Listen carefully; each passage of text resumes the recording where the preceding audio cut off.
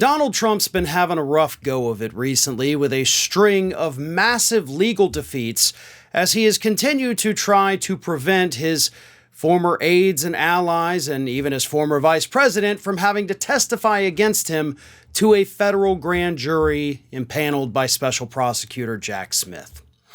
And according to recent reports, all of these legal defeats, even though Trump is still trying to challenge some of them, have still led to his friends being paraded into that grand jury room to give testimony. People like Stephen Miller and his former director of national intelligence, John Ratcliffe, have been spotted going into the jury room within the last week to let them know everything that Donald Trump talked about. And of course, Mike Pence will soon be added to that list. It was also reported 2 weeks ago that Mark Meadows, Donald Trump's former chief of staff, after Trump lost his bid to claim executive privilege, Mark Meadows was spotted that same day going in to speak to that grand jury.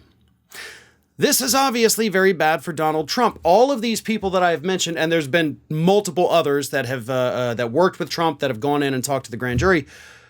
It's bad for him because these are all of the people that were involved in the conversations, right? These are not just nobodies from Nowheresville that, oh yeah, well, you worked in his administration, come on in. That's not what this was. These are the people that were in the Oval Office. These are the people that were on the phone calls. These were the people that were in the meetings when plans were discussed to seize the voting machines.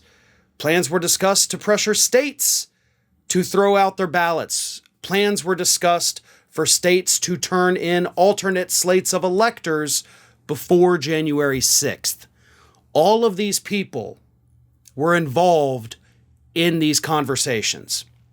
Now, Mike Pence, who recently lost his bid to claim,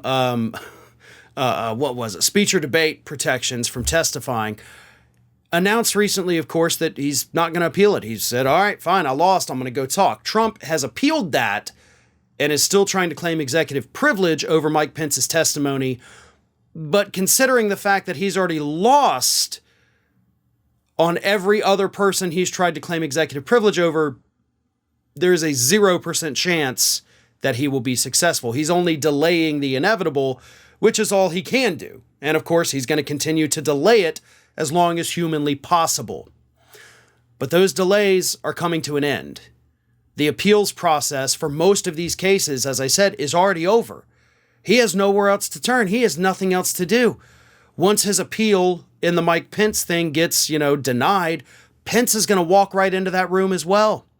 And Pence, of all people, has the most to say because he has nothing to lose. Mike Pence might be one of these only people that I've mentioned that's not an actual target and has never been a target in this investigation. Pence's hands, for once, are squeaky clean on this. So he can tell everything, he can give all the secrets, and he doesn't have to worry because he knows that, again, maybe for the first time ever, he did everything right. And he doesn't have to worry about incriminating himself.